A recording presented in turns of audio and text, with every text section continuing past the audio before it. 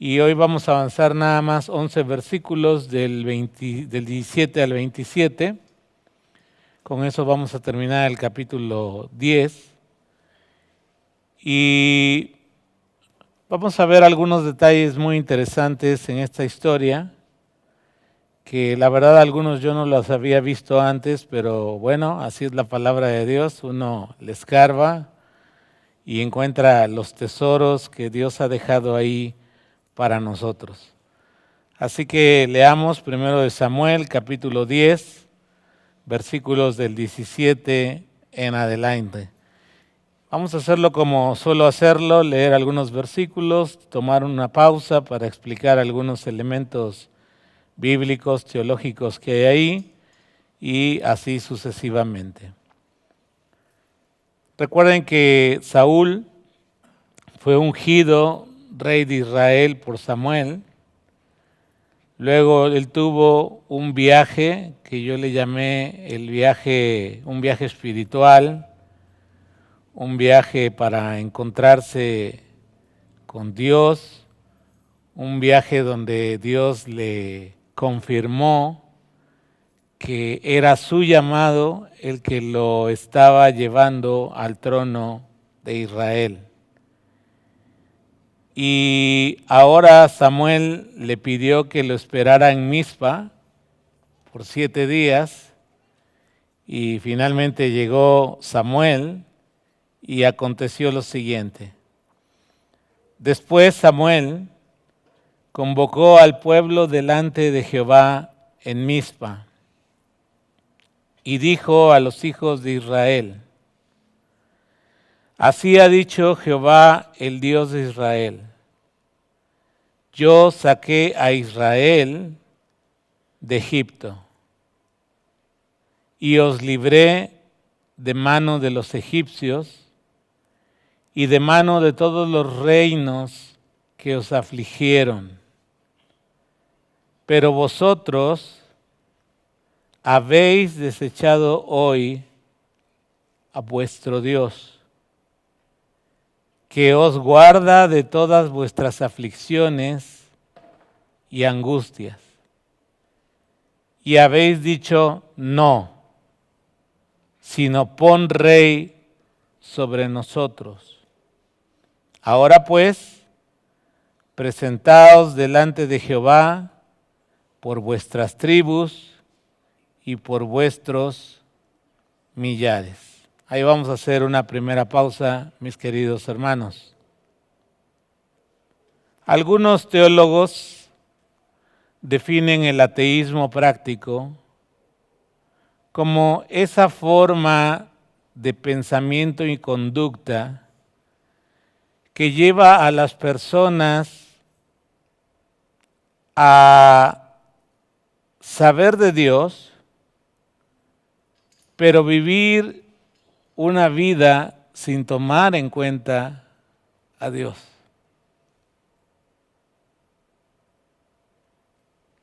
Y es una tragedia porque yo digo, ¿qué mejor amigo podemos tener que Dios?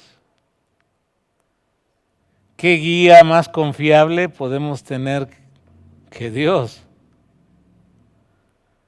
¿Qué fuente de bendición más prodigia, más llena de bondades, de riquezas espirituales podemos tener si no es Dios?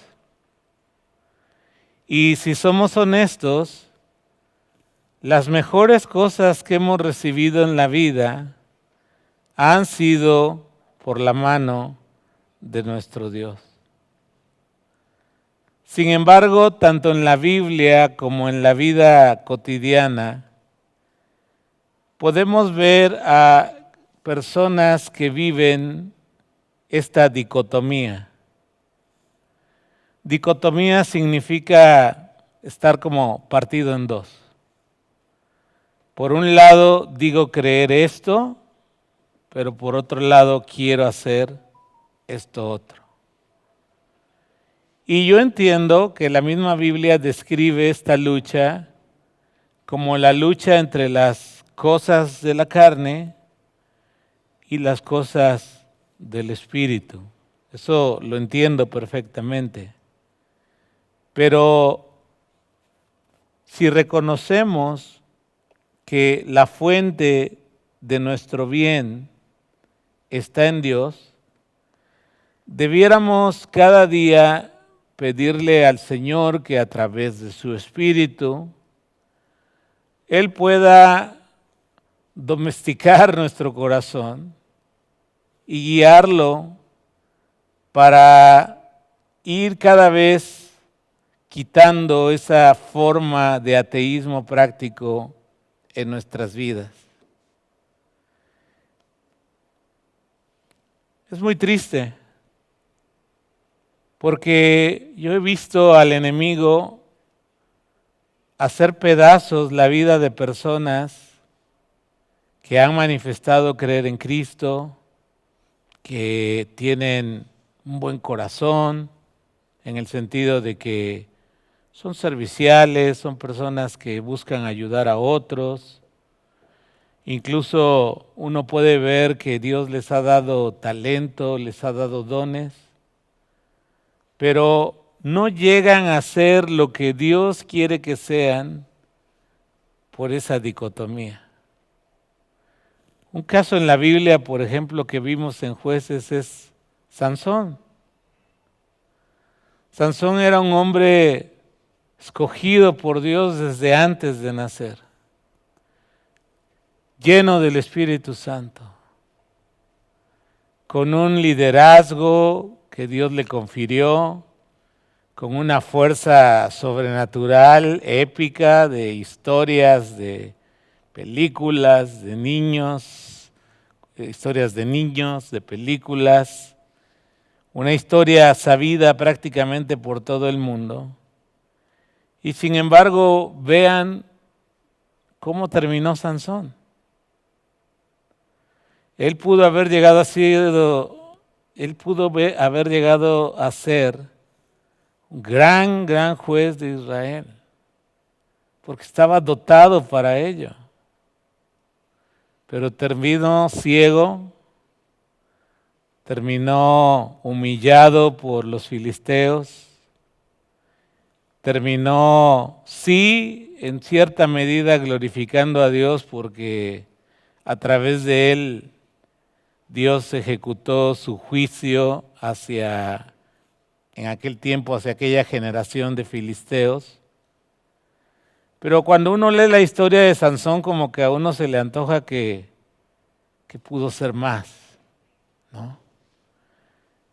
Y yo he conocido chicos y chicas y personas más mayores en la iglesia que justo han desperdiciado los mejores años de su vida siguiendo su propio corazón, su propio entendimiento, sus propios caminos, a pesar de que conocen de Dios.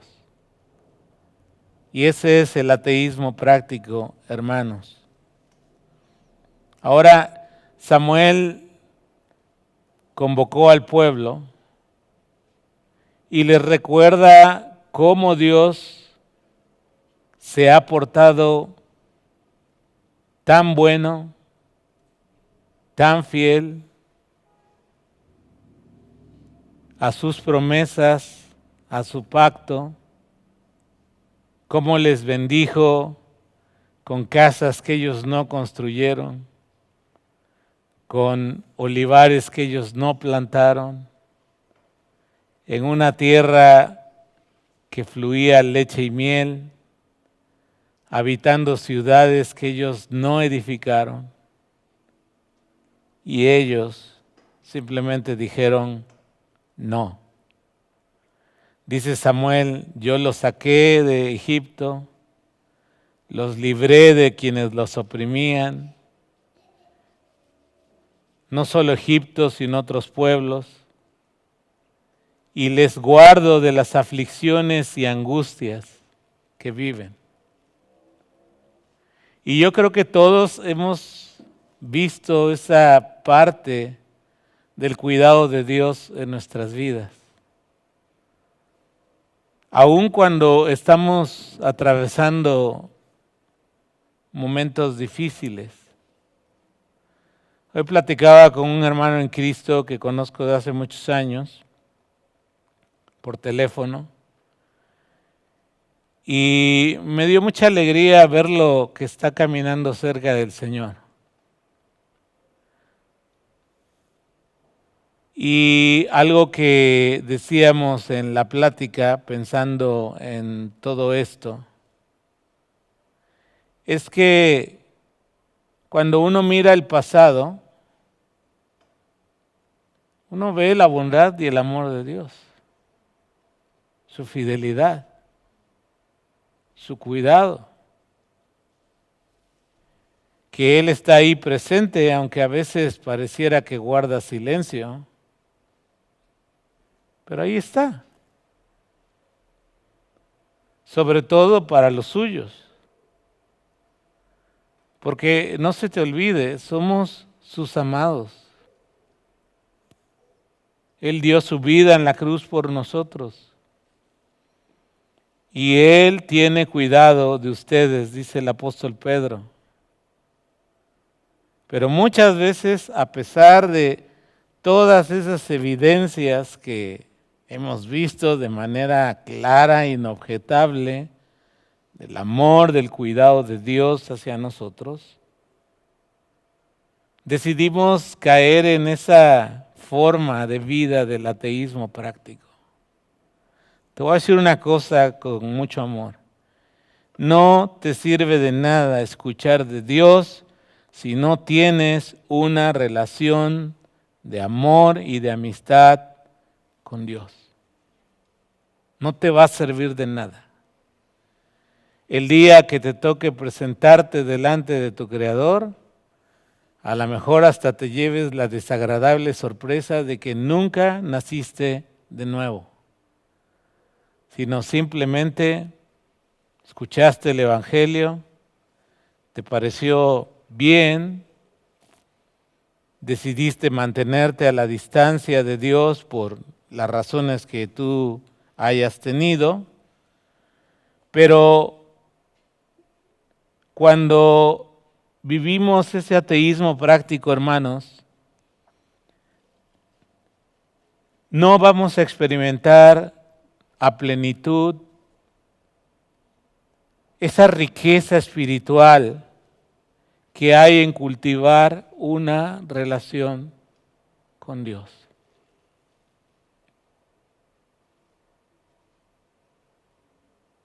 Somos amigos de Dios. Y no solo amigos, somos hijos. Y tu hijo puede portarse mal, y no por eso lo dejas de amar. Somos hijos de Dios, sus amados. Muchos, lamentablemente, solo quieren usar a Dios. Dame, ayúdame, sácame de este pozo donde estoy ahorita. Y una vez que pasa la tormenta, el fuego, la dificultad, usted dígame, ¿qué ocurre? ¿Qué ocurre? Nos apartamos de Dios. Y dime una cosa, ¿es eso una manera inteligente de vivir? De ninguna manera. Porque Dios quiere que cultivemos esa relación con Él. Pero nosotros a veces en el fondo queremos estar viviendo, como dijo aquella vieja canción que muchas veces cantamos, ¿no? Quiero vivir a mi manera. Y sé que algunas veces, o quizá muchas, has cantado esa canción, a lo mejor al calor de un par de tequilas, Pero no sé si has mirado la letra. Es una letra de rebeldía.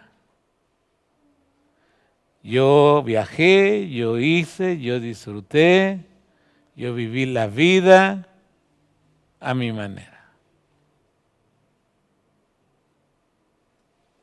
Ahora, el que no conoce a Dios, pues no tiene otra forma de vida. Eso es lo que conoce. La tragedia para Israel y la tragedia para nosotros es que conociéndole, no entendamos que lo más inteligente en nuestra vida es caminar con Dios.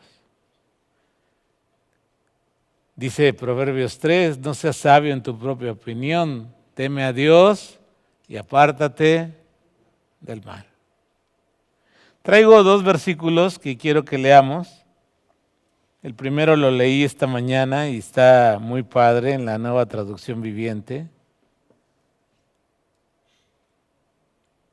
Estoy leyendo Job, el clásico de un hombre que sufre. Y dice Job 29:4, cuando yo estaba en la flor de la vida, mira qué hermoso, la amistad con Dios se sentía en mi hogar.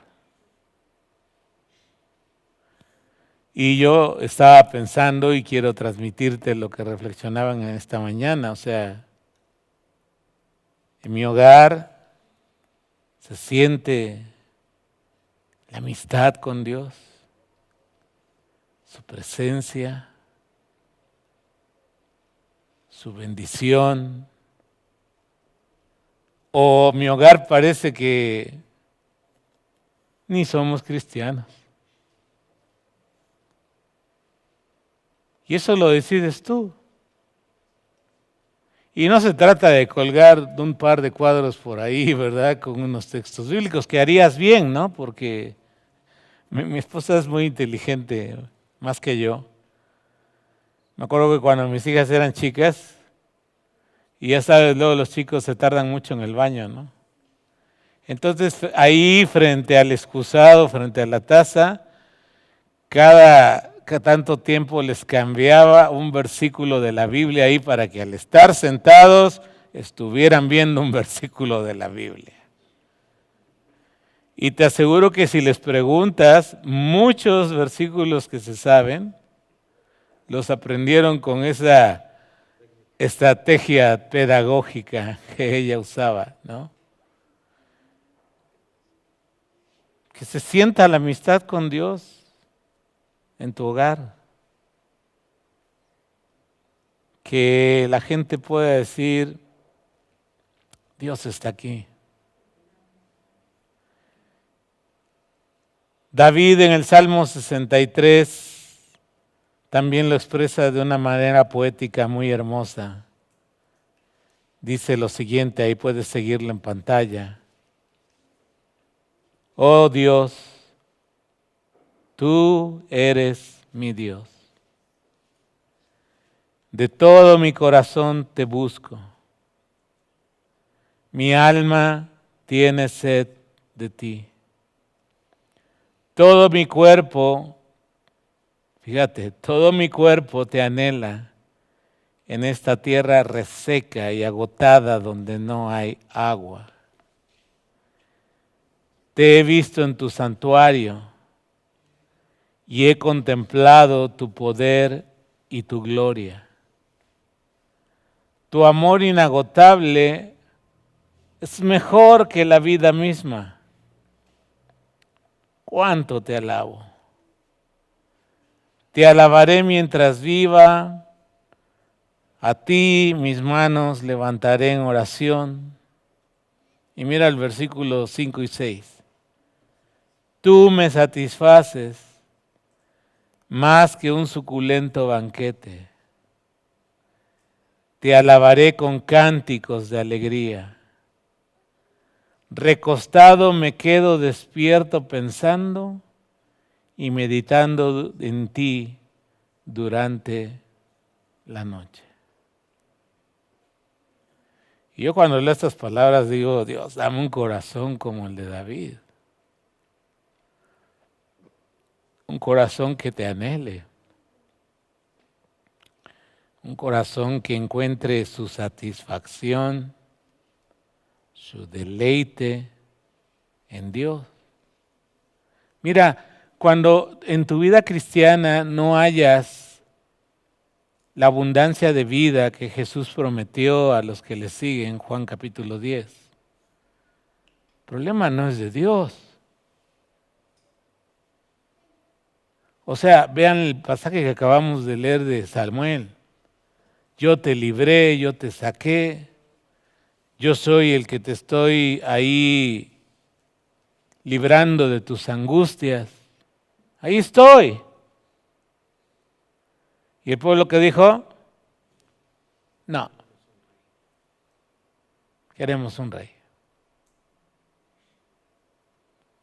Porque muchas veces cuando estás insatisfecho en tu caminar con Dios, le echas la culpa al pastor, le echas la culpa al líder de jóvenes, le echas la culpa a tu iglesia.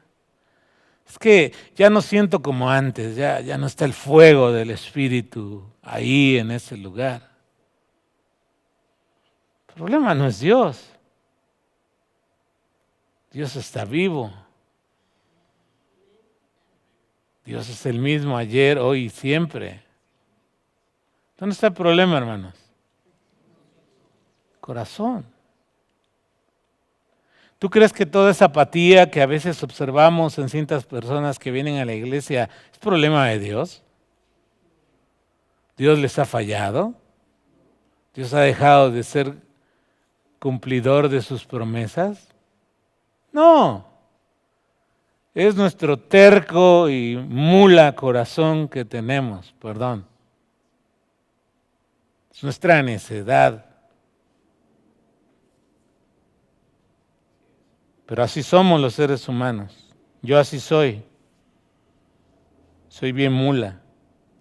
Versículo 20 de Samuel 10.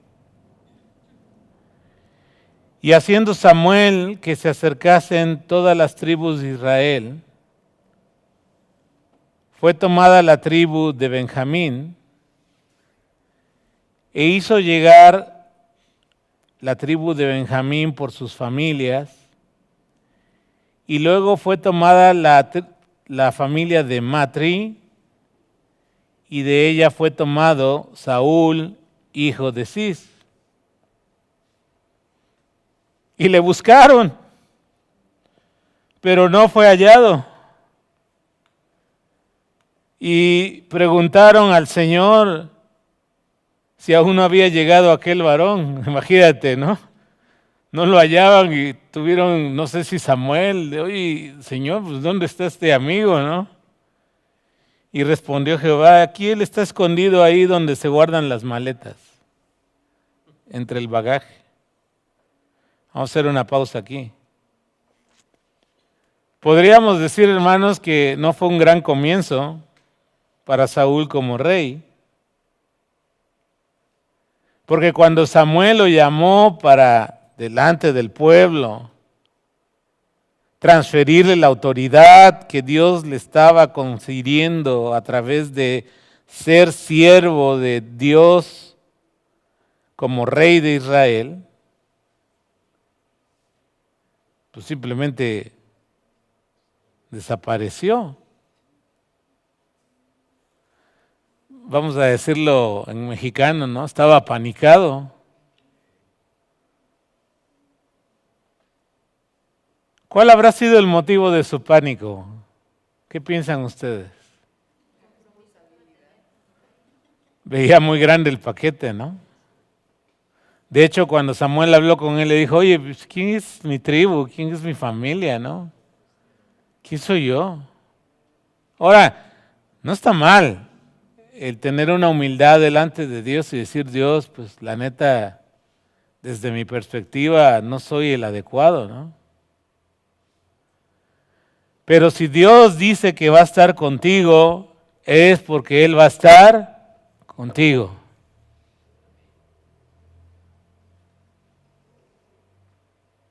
Y nosotros tenemos que ser obedientes al llamado de Dios.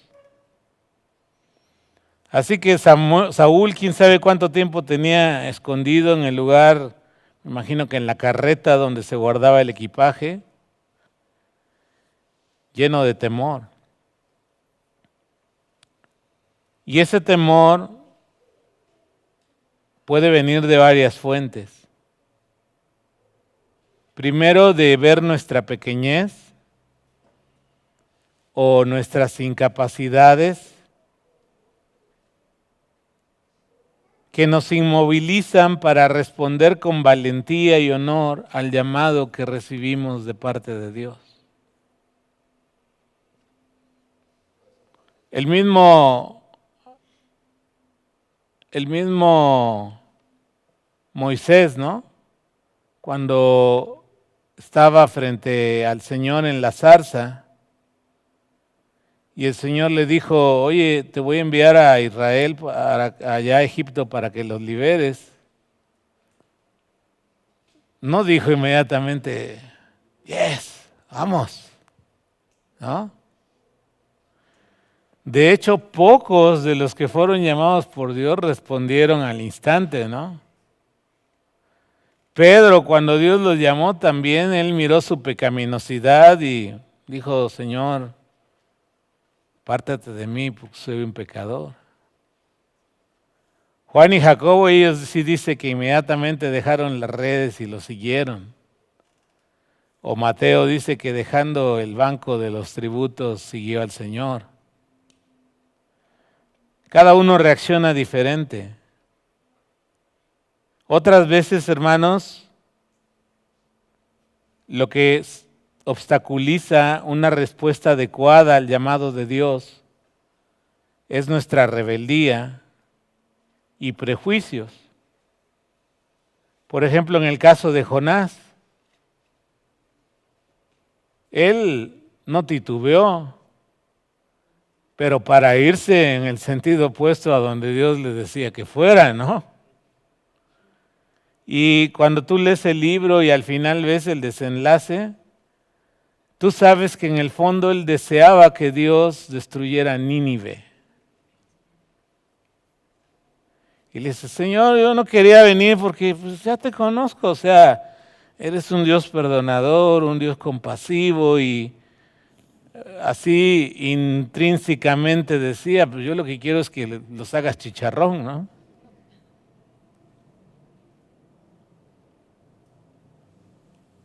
O por ejemplo, aquel hombre de la parábola de los talentos que guardó su talento. Simplemente tenía apatía por el reino de Dios. Dijo, no, mi amo es severo, recoge donde no siembra, vamos a guardarle su lana. Pero tú sabes la historia, ¿no? ¿Para qué Dios le dio un talento a ese hombre? Pues para que lo hiciera producir.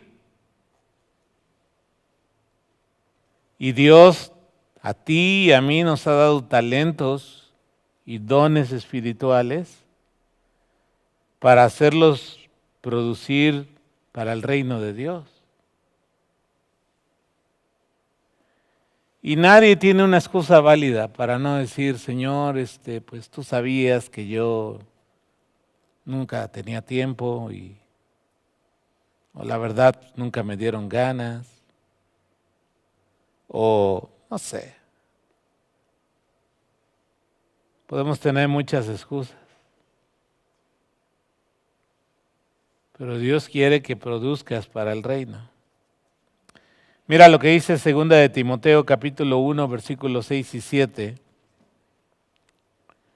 Por lo cual, le dice Pablo a su joven discípulo Timoteo, te aconsejo que avives, ahí subráyale, que avives el fuego del don de Dios que está en ti por la imposición de mis manos.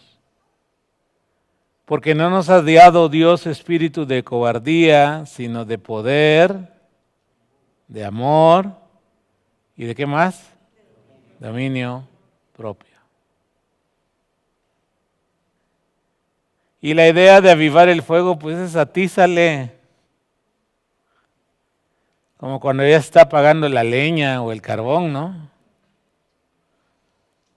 Y uno quiere seguir comiendo una rica picaña o no sé, lo que estés comiendo. O ahora que hace frío, ¿no? O sea, muchos hogares, más en zonas rurales, hacen una linda fogata y ahí está uno alrededor y si se empieza a apagar el fuego, pues córrele, búscate otros leños, ¿no? Y los echamos. Pero eso requiere la respuesta de parte de la persona. Timoteo estaba temeroso porque justo en esta época se desató la persecución de Nerón y muchos cristianos fueron perseguidos y muchos también fueron muertos de maneras despiadadas. Algunos eran arrojados a las fieras, otros morían en las noches como antorchas vivientes. A otros, por ejemplo, les embarraban la sangre de pieles de animales y los echaban a los perros. Dice uno de los historiadores no creyentes, si no me equivoco se llamaba Tácito, que con refinada crueldad Nerón castigó a los cristianos.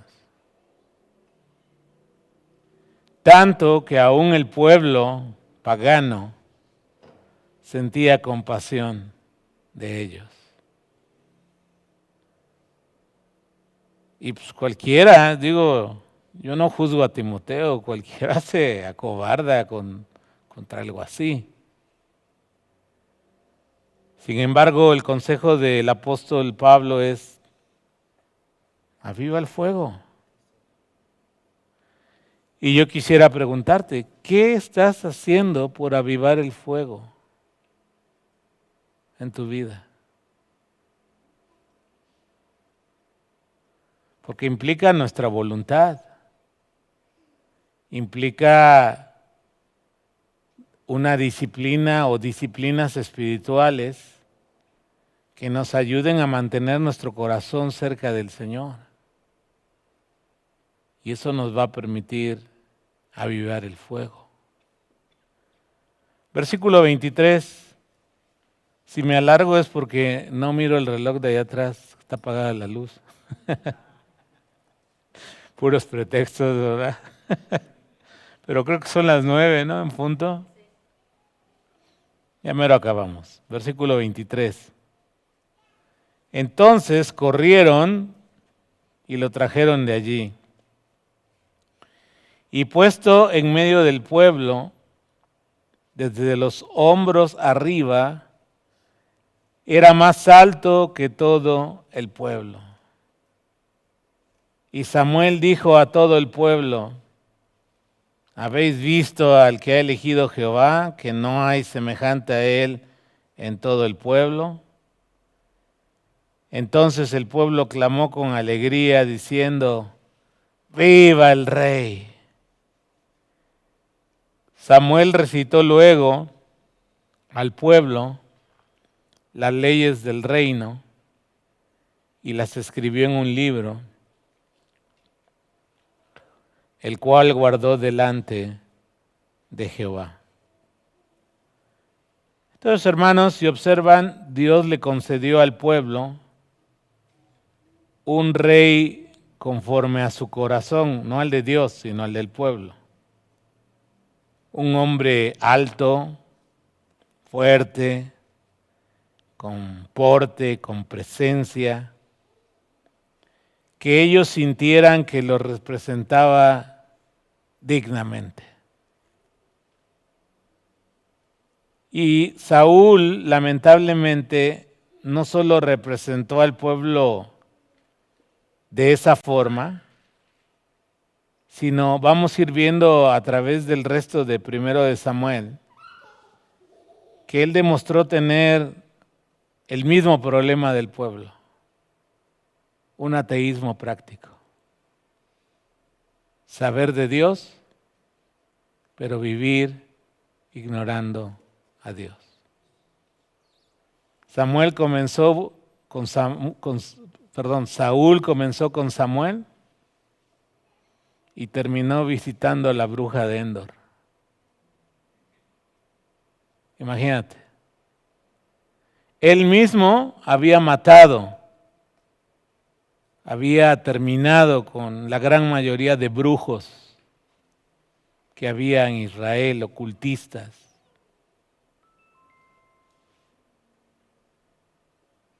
Y al final, él mismo acabó yendo a consultar a una forma de ateísmo.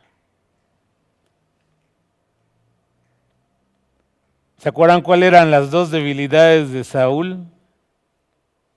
Te los dije hace 15 días, creo. No saber esperar y no saber seguir instrucciones. Ese es el pueblo de Israel.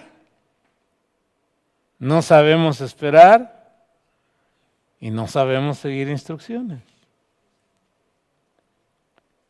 Y de hecho, Samuel,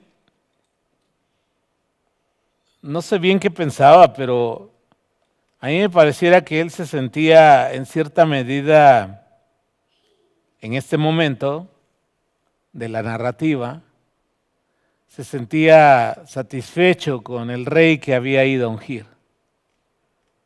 Era como la persona que valía la pena ungir. Y cuando Dios desecha a Saúl y le manda a ungir a uno de los hijos de Isaí de Belén, acuérdate, lo vamos a ver en el capítulo 16.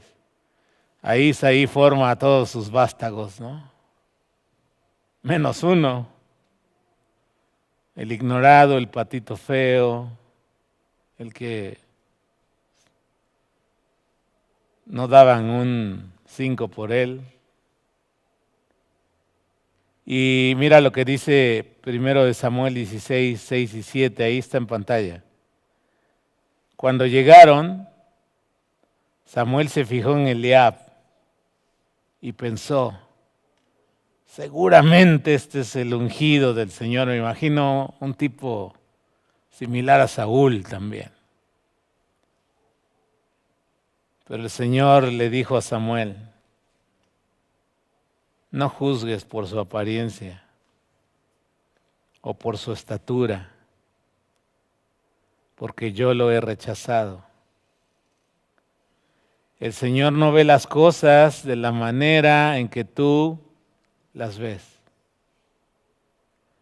La gente juzga por las apariencias, pero el Señor mira el corazón.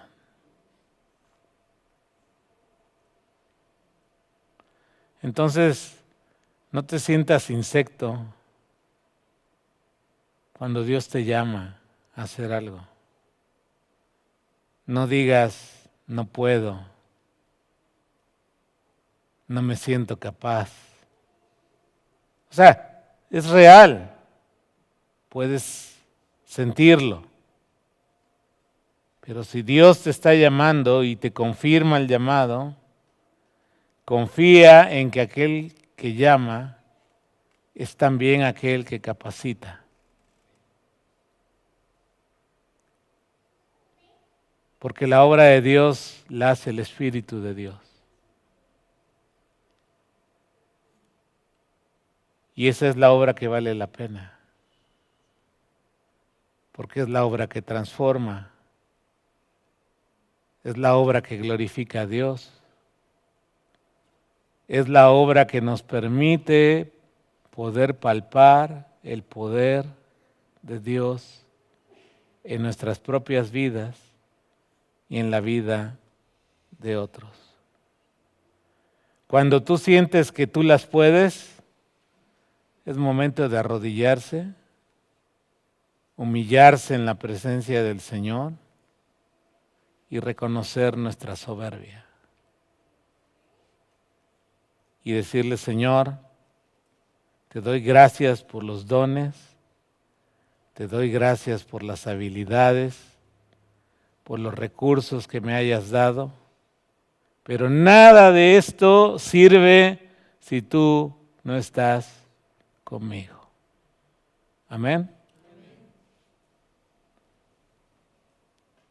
Y seguramente Samuel le recordó al pueblo de Israel un pasaje que no vamos a leer por el tiempo, que está en Deuteronomio 17, del 14 al 20, donde Dios establece una serie de leyes para los gobernantes de Israel. Versículo 26 y 27, para terminar ya esta noche. Y envió Samuel a todo el pueblo, cada uno a su casa. Saúl también se fue a su casa en Gabá, y fueron con él los hombres de guerra, fíjate qué interesante, cuyos corazones Dios había tocado. Pero algunos perversos dijeron, ¿cómo nos ha de salvar este? Hablando de Saúl, y le tuvieron en poco, y no le trajeron presente, mas él disimuló. Aquí hay algunas cosas que quiero comentar de este último párrafo del día de hoy. En primer lugar, vemos que era necesario que Dios, a través de Samuel, transfiriera su autoridad a Saúl. E incluso Dios obró para mover el corazón de hombres de guerra que sintieran el llamado de ser leales a este rey. Eso es increíble. Porque no es que Saúl ya haya hecho alguna batalla épica o alguna obra llena de hazañas, ¿no? Como para que la gente diga, no, sí, yo quiero ir tras ese tipo, ¿no? Porque la neta es el chido, ¿no? No, Dios obrando para darle autoridad a Saúl. Y esto nos recuerda, hermanos, que no hay autoridad sino de parte de Dios. Lo vimos en Romanos verso a verso, capítulo 13. Pero la autoridad humana tiene como límite la autoridad divina. Cuando las personas que están en autoridad traspasan, ignoran, se burlan de la autoridad de Dios, Él tiene el poder y la prerrogativa para retirar esa autoridad. Y como creyentes, hermanos, debemos pedirle a Dios que nos dé discernimiento. El otro día que estaba yo ahí perdiendo el tiempo en Facebook, estaba viendo ahí algunos hermanitos debatiendo por algunos asuntos que ocurrieron la semana pasada. El primero, un diputado de Campeche, en su discurso dijo que Dios bendiga a México. Y quizá en la mayoría de videos no se mira, pero hay unos videos donde hay un lenguaje tan soez de muchos diputados contra este hombre que dijo Dios bendiga a México. Y ya sabes, apelan al Estado laico. Ahora yo quiero explicarte lo que significa el Estado laico. El Estado laico significa que, uno, el Estado y la Iglesia están separados. Número dos, que uno a otro se deben respetar mutuamente. Y el Estado no va a tomar preferencia por ninguna fe en especial. Eso significa la laicidad del Estado. Es decir, por ejemplo, en la Constitución de 1824 era obvio que el 99% del pueblo mexicano era de la religión tradicional, y está establecido en esa Constitución que la religión oficial era la tradicional, ¿no? En la Constitución de 1857, con las leyes de reforma, se establece la laicidad del Estado. Pero eso es lo que significa la laicidad del Estado, que el Estado no va a poner en la balanza y decir, bueno, estos me gustan, a estos les voy a dar preferencia. No, sino el Estado va a generar un marco normativo legal para que las fes, cristianos, evangélicos, judíos, de las religiones prehispánicas, la que quieras, puedan tener un marco que les permita interactuar o coexistir en nuestro pueblo mexicano con paz. El Estado laico en ningún momento implica el que esté prohibido mencionar a Dios en un recinto del Estado. Si a esas vamos, hermanos, recientemente el Estado laico ha sido hecho pedazos, pisoteado, cuando el encumbramiento del poder, tanto el Ejecutivo hace 7 años como el Ejecutivo hace 1 año, como el Tribunal Superior de Justicia en este año, hicieron rituales prehispánicos, incluso ve videos, no me creas a mí, ofreciendo su puesto, su poder a las deidades paganas. Eso rompe el Estado laico, porque ellos están ahí en calidad de funcionarios públicos. Ahora, si ellos quieren practicar esas fes, están en toda libertad de hacerlo. Pero ahí sí, no pueden hacerlo en una ceremonia que promueve el Estado. ¿Me doy a entender con la diferencia? ¿Sí? Entonces, hermanos, tenemos que aprender a tener discernimiento y mirar quiénes están en el poder. Porque muchos cristianos, es mi opinión personal lo que voy a decir ahorita, Dios les ha dado a muchas personas, e incluso a algunos cristianos, un espíritu de engaño para que se dejen llevar por la polarización que vive nuestra sociedad, ignorando cuántas leyes de Dios están siendo pisoteadas, quebrantadas, maldecidas, burladas por quien está en el poder. Ahora, esto no es nuevo. O sea, la masonería, el chamanismo, todas esas religiones del ocultismo, vienen desde muy atrás. Para que no me vayas a malinterpretar. No estoy hablando solo de quienes ahora están en ese lugar de autoridad que Dios les confirió. Y sí, como creyentes debemos orar por ellos. Y el sentido de nuestra oración debe ser por sabiduría, porque Dios de alguna manera toque su corazón y puedan tener una pizca del temor a Dios. Pero no te ciegues, hermano, hermana,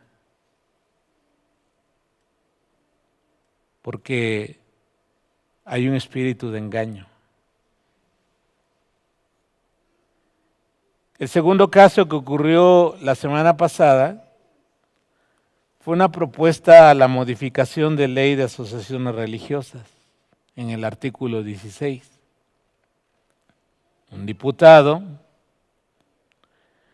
proponía que el Estado en ese momento, el Estado regulará, decía su propuesta de ley, los contenidos digitales que se produzcan y se suban a las distintas redes sociales.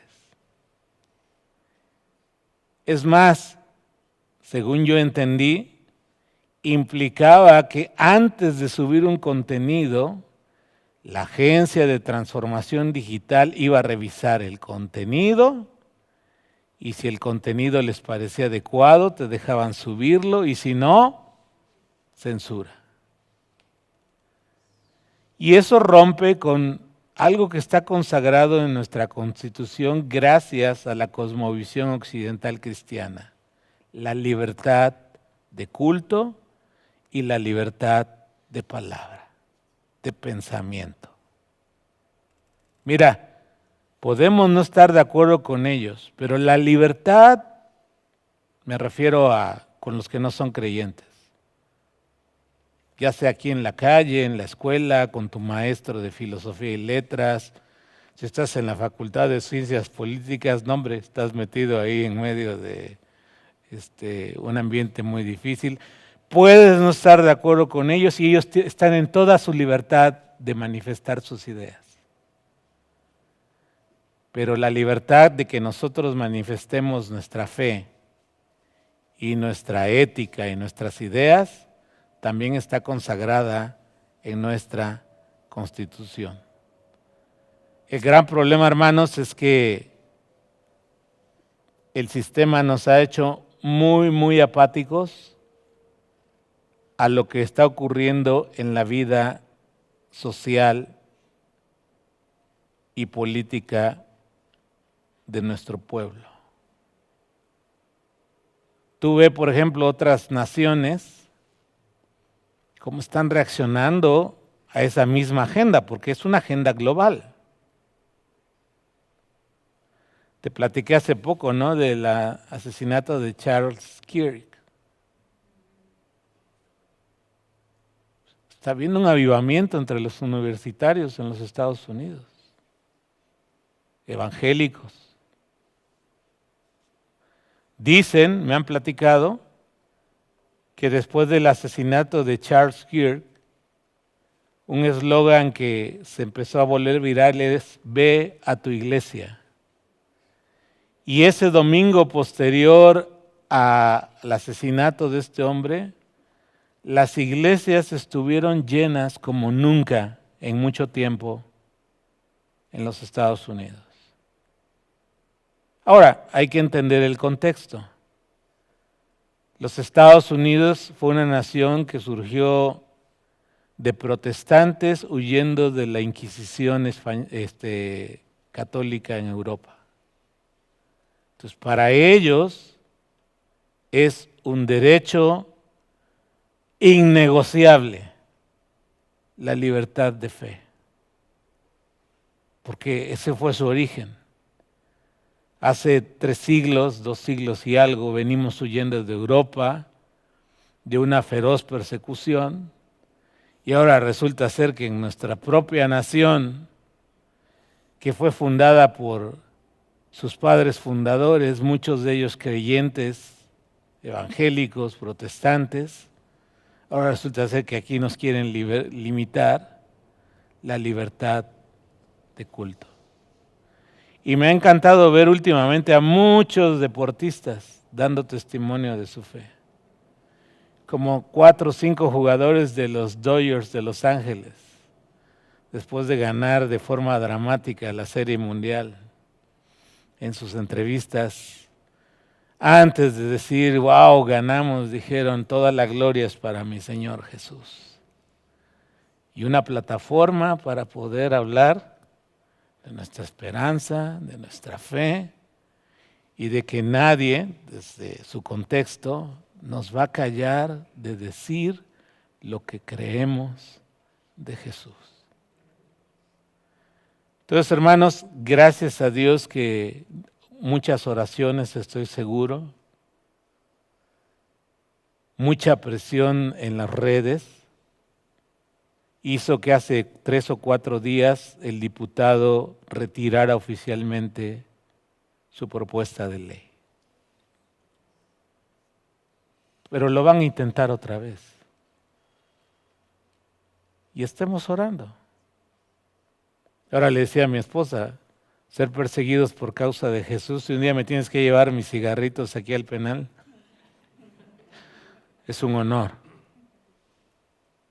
¿Sí? Un día vienen por mí porque dijiste este discurso de odio, que yo digo no es el discurso de odio, es el discurso que ellos odian, es diferente. Y ahí me llevas, ¿cuáles eran los famosos, los delicados, no? Perdón, es broma, es broma. Quiero leerte esta última frase, por favor. Ahí la tengo, Edgar. Francis Schaeffer, un teólogo evangélico, dijo lo siguiente: un cristiano debe ser un buen ciudadano hasta que el ser buen ciudadano implique dejar de ser un buen cristiano. Si me dicen, oye, mira, la ley cambió y ahora no debes mencionar el nombre de Jesús. Lo siento. No puedo dejar de hablar de mi Señor. Oye, nunca vuelvas más a hablar del aborto, porque atenta contra los derechos reproductivos de la mujer. Bueno, yo quiero que las mujeres tengan todos sus derechos plenos. Yo estoy rodeado de mujeres en mi casa. Pero quitarle la vida a un indefenso.